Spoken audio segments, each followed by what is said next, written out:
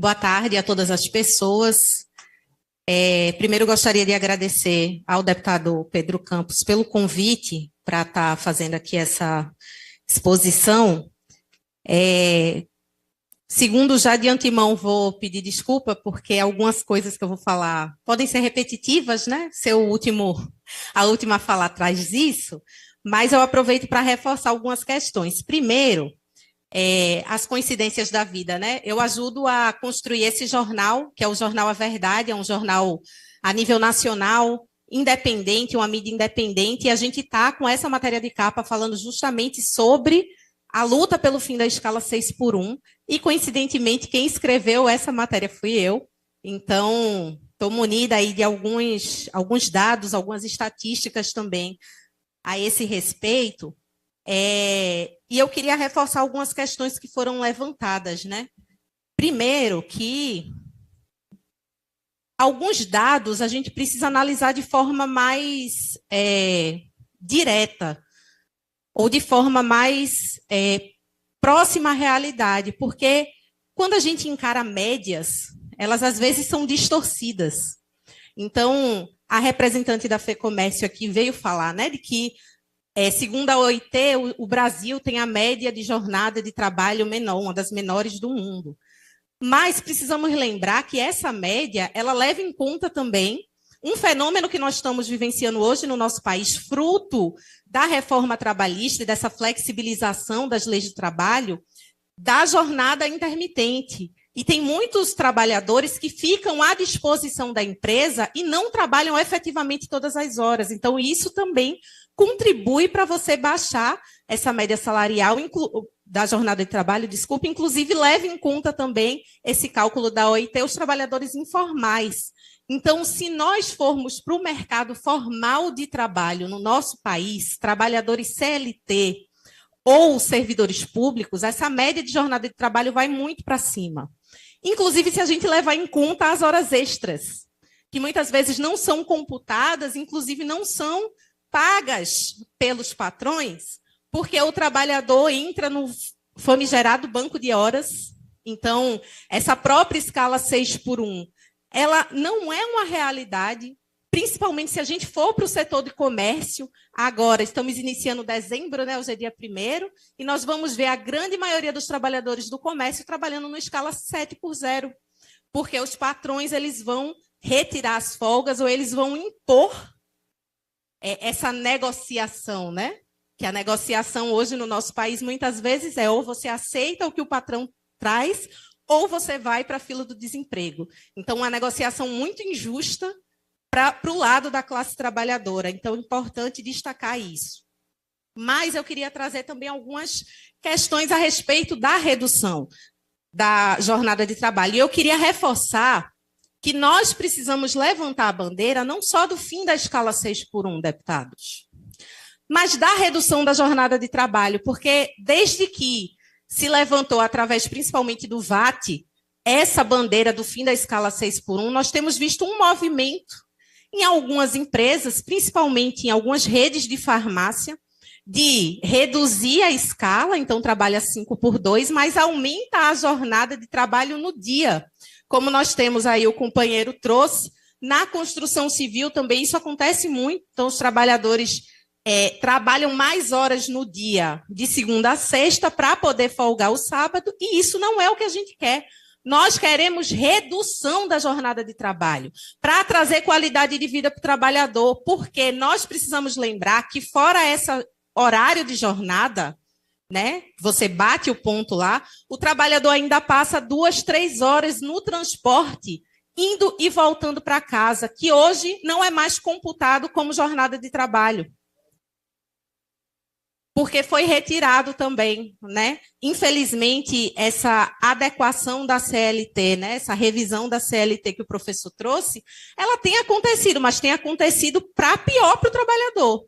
Porque foi isso que a reforma trabalhista trouxe, essa flexibilização da CLT, que flexibiliza para tirar direito do trabalhador e não para dar mais direito. E nós precisamos pautar para garantir. E olhe, se nós reduzimos a jornada, automaticamente nós vamos criar mais empregos. Então, nós estamos falando não só de dar qualidade de vida para o trabalhador empregado, como dar emprego para aqueles que precisam e que hoje estão desempregados. Fora isso, foi falado aí dessa questão, né, do adoecimento mental. Eu sou enfermeira, então tem um lugar de fala sobre isso. Não só por ser da área da saúde, mas porque a minha categoria também é uma das que mais adoece mentalmente devido à sobrecarga de trabalho. Nós somos jornada diferenciada, né? Não entramos na 6x1, somos jornada de plantão, mas a redução da jornada em si vai ser benéfica também para a minha categoria e para todas as categorias. E olhe, no último ano, o nosso país teve recorde de afastamento de trabalho devido à doença mental. E o nosso país hoje figura entre um dos maiores do mundo em índice de depressão, ansiedade, burnout e transtornos ocasionados pelo trabalho. E nós ainda temos uma questão séria, porque muitos desses adoecimentos não são reconhecidos como doenças ocupacionais. E muitas vezes é negado fazer o CAT para esses profissionais, e isso dificulta, inclusive, deles terem acesso à Seguridade Social, então também uma demanda importante para a gente trazer. Queria, encaminhando aí, né, a minha fala, para falar sobre essas mentiras que o setor patronal insiste em colocar para a classe trabalhadora.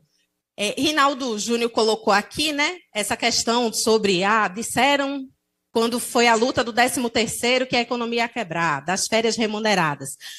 Eu vou mais fundo, Rinaldo, porque quando estava se discutindo o fim da escravidão no nosso país, também foi noticiado em jornais da época que isso ia quebrar a economia. E o que nós estamos trazendo aqui ainda é um modelo de escravidão, gente. Porque esse um dia de folga que o trabalhador tem é para recuperar as energias para no outro dia trabalhar de novo. Ele não tem dignidade nem vida social, familiar. Não tem um momento de lazer. E, olha, você dar momento de lazer para o trabalhador, isso também ajuda na economia, porque vai fazer com que o trabalhador possa consumir mais, possa ter acesso à cultura, cinema, teatro. Então, isso também movimenta a economia e é uma questão. Essa matéria do jornal A Verdade, que eu escrevi, eu trouxe um dado de uma ONG internacional chamada 4-Day Week, que é uma ONG que tem desenvolvido um trabalho em diversos países de projetos pilotos com algumas empresas para a implantação da jornada 4x3. E veja, dados por essas empresas. Essa ONG ela fez esse estudo aqui no Brasil no ano de 2024, no início do ano. Fora isso, fez também no Reino Unido, Irlanda, Austrália e Estados Unidos. E os dados que tem do Reino Unido é que 95% das empresas que aderiram à nova jornada tiveram manutenção ou aumento da sua produtividade. Porque o trabalhador ele vai estar mais descansado, ele vai se sentir mais empenhado para trabalhar, e isso vai aumentar a produtividade. Então, até o patrão vai se beneficiar.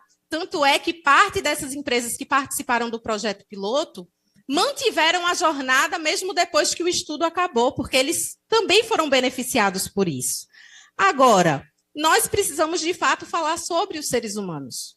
Porque hoje a nossa sociedade ela coloca o lucro acima da vida das pessoas. E nós precisamos inverter essa lógica. Nós precisamos colocar a vida do trabalhador em primeiro lugar. Então, se for necessário que a empresa reduza o seu lucro para garantir a redução da jornada, nós temos que ir para essa briga. Porque o lucro de alguns não pode estar acima da vida de outros. E nós temos inúmeros casos de trabalhadores que adoeceram e morreram fruto dessa escala. E nós não podemos ignorar isso. E queria finalizar dizendo que a nossa pauta ela tem que ser muito mais ampla. Nós temos que brigar não só pela redução da jornada sem redução salarial, mas nós temos que brigar pelo aumento do salário mínimo no nosso país, que é um salário mínimo que não supre as necessidades básicas do trabalhador, e qualquer trabalhador aqui pode dizer isso. Porque se você for ver valor de aluguel, valor de transporte, feira, cesta básica, o salário mínimo não cumpre. E isso também impacta na economia, porque o trabalhador que tiver mais remuneração, ele vai consumir mais. Então, isso também gira a economia, e nós precisamos pensar nisso.